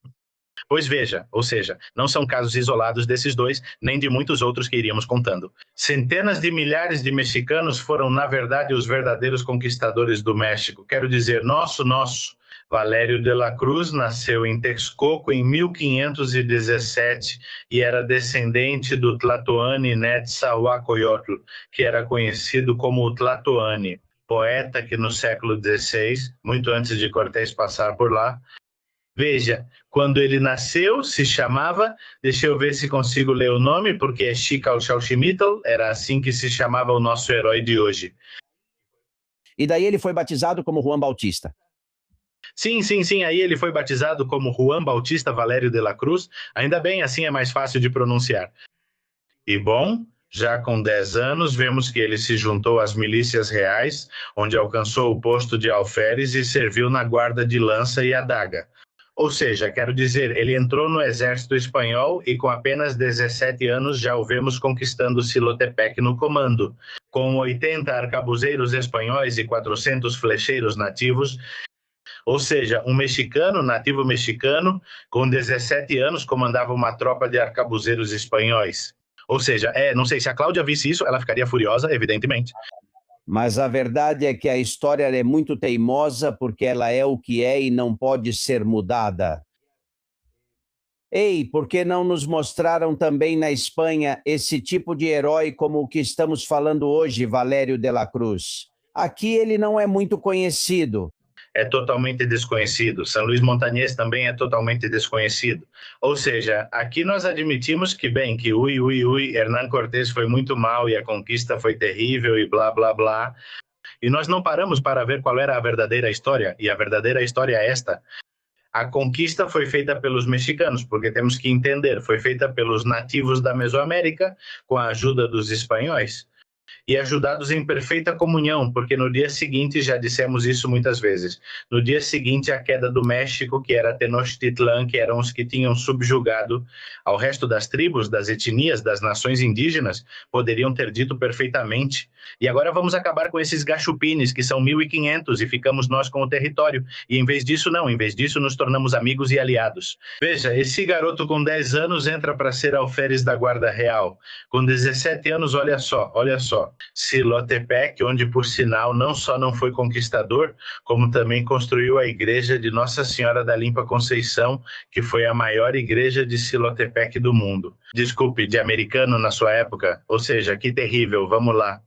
E depois, mais tarde o vice-rei Antônio Mendoza, que foi o primeiro vice-rei da Nova Espanha, encarregou ele de conquistar Tula. E após suas vitórias, nomeou ele capitão-general dos Chichimecas e cacique, com um exército importante sob seu comando. Em Tula, que evidentemente conquistou, também promoveu a construção do convento de São José, que ainda está de pé, e de uma ponte de pedra que, foi reformada, mas que também ainda existe. E em Huixapán, que também conquistou, também ordenou a construção de igrejas. Ou seja, quero dizer que estamos falando de um nativo mexicano, cristão de coração, que se dedica a ordenar, construir igrejas, que se dedica a, a fazer o que o vice-rei ordena, como um bom cidadão castelhano que era. O castelhano do outro lado de Texcoco, mas castelhano no final das contas. Os reis da Espanha souberam do seu feito, eles agradeceram a ele? Isso mesmo, sim, porque, veja, o vice-rei Luís de Velasco escreveu ao então príncipe Felipe, que depois seria Felipe, segundo dizendo que, veja, em 1559, eu nomeei este senhor, nomeei o capitão-general e espero que você o ratifique por todo o trabalho que ele fez pelo bem da coroa e da religião. E Felipe não só ratificou isso, como também concedeu a ele o uso do brasão de armas da Casa Real de Texcoco, já que ele era descendente do Tlatoani de Texcoco Tlatoano. Nomeou o Cavaleiro da Ordem de Santiago. Posso dizer que ele talvez tenha sido o primeiro mexicano cavaleiro da Ordem de Santiago, como Velázquez e tantos outros, certo? Como tantos castelhanos de ambos os lados. E há lembranças dele no México ou aqui? Não foi contado, isso não interessa, não é a história oficial. Aliás, tenho certeza de que muita gente, quando contarmos, vai dizer, mas de onde tiraram isso ou quem inventou? Não, senhor, isso é história, procurem. Juan Bautista Valéria de la Cruz aparece em muitas crônicas antigas, mas claro, ninguém se interessou por isso porque essa não é a história oficial, essa é a história verdadeira na qual dois povos de verdade se uniram. E, evidentemente, para conquistar o território da Nova Espanha, o México é tipo 4 vezes maior que a Espanha. Alguém pode acreditar que 1.500 espanhóis poderiam submeter a ferro e fogo um território 4 vezes maior que a Espanha? Acho que sim, como metade da Europa, em tamanho, evidentemente não. A conquista foi feita juntos, nós, mexicanos e espanhóis, fizemos juntos. E é isso, e por isso não precisamos nos sentir prejudicados, nem pensar, meu Deus, os espanhóis vieram e nos conquistaram.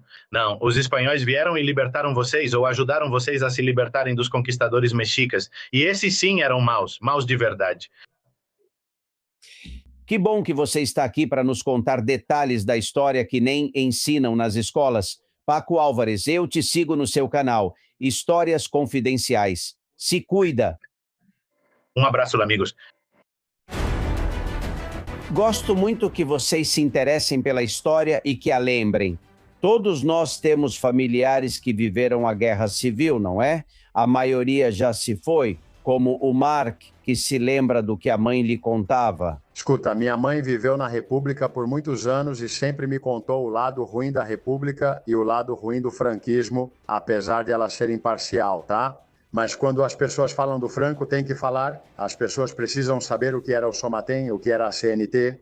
Quando as pessoas souberem toda a verdade, em toda guerra sempre há assassinos, sempre há. Mas pelo amor de Deus, que Luiz Companhes não foram 4, foram 4.700, chegou a 23 mil, sim, senhor. Olhem, uma anedota. Eu só conheci um avô porque por parte de mãe e por parte de pai, eles morreram e meu pai ficou órfão com 12 anos. Ele foi criado por familiares em plena Guerra Civil. Meu avô me contava que o obrigaram a ir para a guerra no lado dos vermelhos. Ele pulou de um trem em movimento, o que também não era grande coisa. Os trens não corriam muito rápido. E ele passou para o lado nacional para ficar perto da casa da esposa e dos filhos. Isso era a Guerra Civil, o que estão tentando nos vender agora, não é? Bom, mais uma. Juliana faz e aponta algo que também a história deve lembrar. Ouçam. Essas pessoas têm memória ruim. Sua querida Victoria Kent, que era socialista, era contra as mulheres espanholas poderem votar nas eleições. Porque, segundo ela, as mulheres não tinham critério próprio e que votariam de acordo com o que seus maridos e seus confessores dissessem. Pelo contrário, Clara Campoamor, que embora tenham tentado associá-la ao socialismo, ela não era socialista, era do Partido Liberal, teve que fugir da Espanha porque os socialistas queriam matá-la. E essa mulher, sim, lutou pelo voto das mulheres. Que bom que você conhece a história, Juliana. Aqui aprendemos com Paco Álvares. Mas é verdade, se apropriaram de Clara Campoamor, que teve que fugir da Espanha por culpa do PSOE, e colocaram como exemplo Victoria Kent, que era uma pessoa muito boa, mas que votou contra o voto feminino. E ela explicou o motivo em um programa do Afondo para Joaquim Soler Serrano.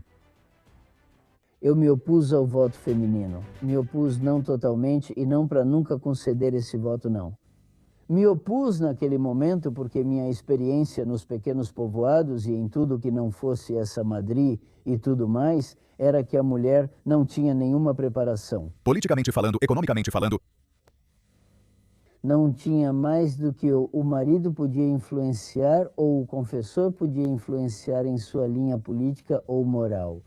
De modo que eu acreditava que naquele momento não era hora de conceder o voto. Eu não estava dizendo para negar isso, naquele momento.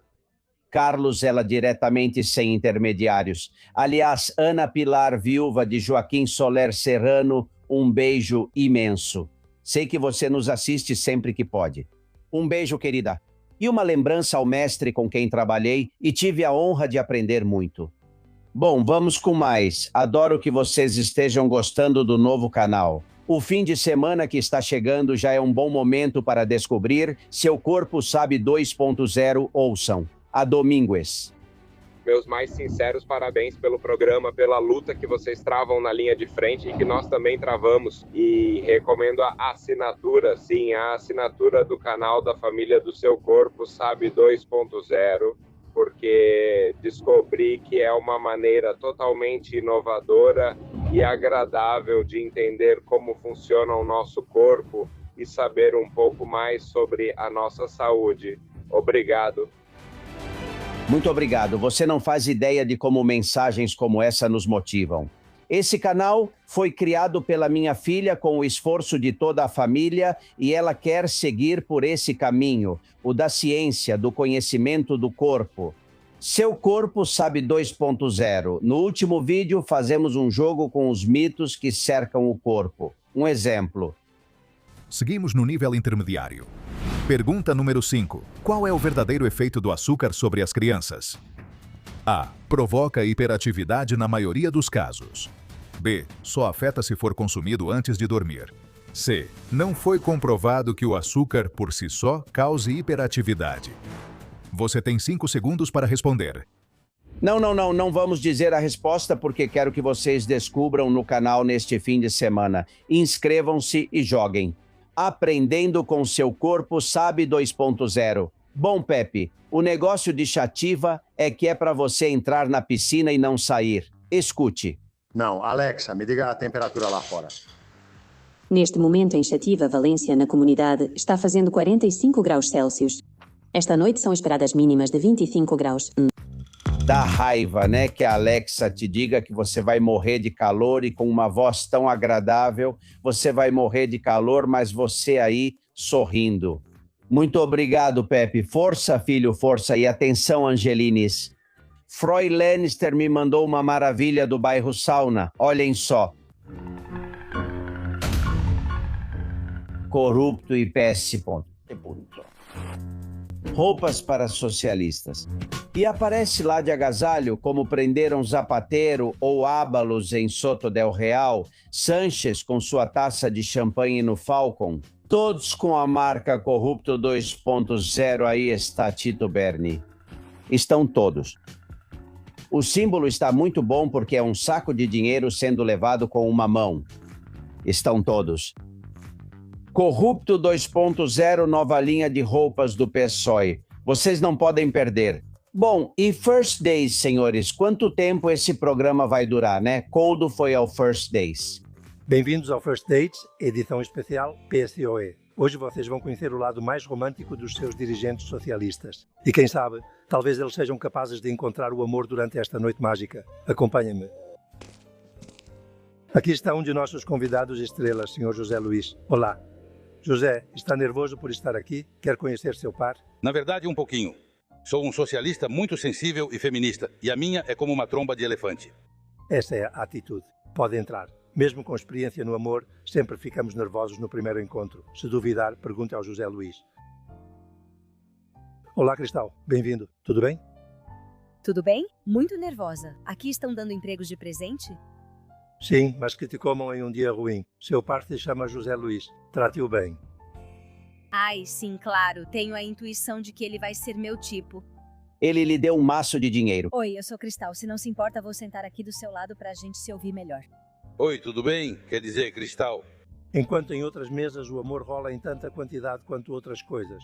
O senhorzinho Bernie, o que vai querer tomar? Sei o C. Refere-se ao cardápio, querida? Então, Coca, beleza. Você gostou do nosso encontro? Com certeza, mas faltou a sobremesa que eu tinha preparado para você. Peitinhos. Sério? Qual? Ai, por favor, parem. Aqui estão todas as primas, todas as sobrinhas, todas as famílias de quem vocês sabem. Algum dia vamos ver um First Days. Eu faria uma ilha da corrupção. Colocaria todos eles em uma ilha e levaria bem longe. Vamos ver se conseguimos, amigos, porque estamos ganhando muitas batalhas, mas ainda falta ganhar a guerra. Obrigado por continuarem aí. Com certeza, durante o fim de semana, em algum momento, vamos aparecer por aqui com novidades. Continuamos na trincheira. Ânimo, estamos vencendo. Um beijo para todos.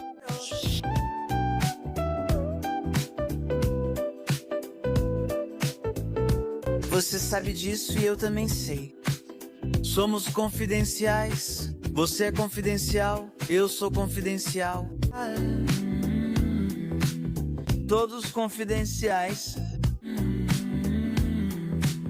Todos confidenciais. Mas shh, só para mentes abertas e para gente desperta. Desde a trincheira, as balas assobiam e não tem como sair lá fora. Aqui a liberdade tem asas de cera. Albert Castellón, Susana Gash. Vocês, meninas, nem eu e o resto. Muito obrigado. Obrigado.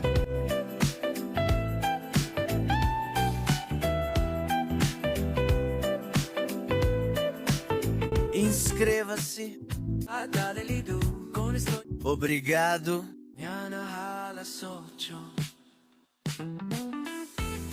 Castillón Confidencial, de Albert Castillón.